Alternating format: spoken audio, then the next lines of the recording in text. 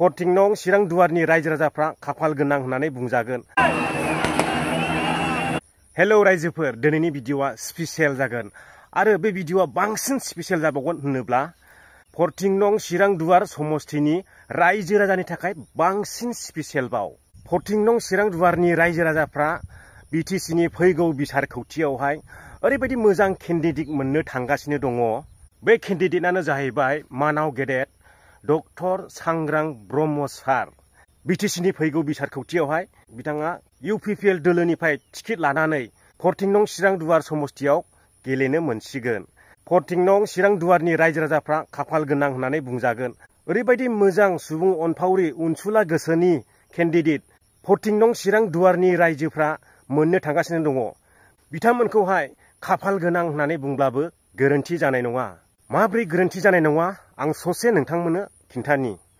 बिथाङा Assam football एस'सिएशनावबो secretary महरै दङ आरो दाथ' बिथाङा गाव केन्डिडेटबो नङा, अब्लाबो बिथाङा जिखि प्रब्लेम जाया मानो, जिखि खैफोदानो फैया मानो, दालां होन, दैबानाजों होन, बारहुंखाजों न' बायनाय होन, बिथाङा गावनि पकेटनिफ्रायनो मदद होनो सिगांग्रो आवगायबोयो रायजो राजाफोरनिसिम। महाय मा जादों महाय मा जायाखै बेखौ बिथाङा गावनो थांनानै गावनि मेगनजोंनो खाथियाव थांनानै नायहैयो आरो रायजो राजाफोरखौहाय मदद खालामहैयो। बेनिखायनो आङो बुंदों 14 नं चिरां दुवारनि रायजोफ्रा खाफाल गोनां। मानोना नोंथांमोना बेफोरबायदि केन्डिडेटखौ गावनि आखाइनिफ्राय हगारनानैहाय लानो नाङा। बेनो जाहैबाय डक्टर सांग्रां ब्रह्म सार। गोसोआव ला बयबो फैगौ बिसायख'थियावहाय नोंथांमोना मोजां केन्डिडेटखौ मोननो थांगासिनो दङ। बिनिखायनो गावबा गावनि बेसेन गोसा आसिखौ फैगौ बिसायख'थियावहाय नोंथांमोना लस खालामनानै दाला। बेफोरबायदि मोजां केन्डिडेट मोननो थाङा। बेफोरबायदि सुबुं अनग्रा, गोरिबफोरखौ अनसायग्रा, रायजोफोरखौ हेफाजाब होग्रा, मदद होग्रा बेफोरबायदि केन्डिडेटखौ मोननो थाङो गोब्राबसै दानि दिनाव। बिनिखायनो 14 नं चिरां दुवारनि रायजो राजाफोर, नोंथांमोना बे केन्डिडेटखौ गाव गावनि आखाइनिफ्राय हगारनानै दाला।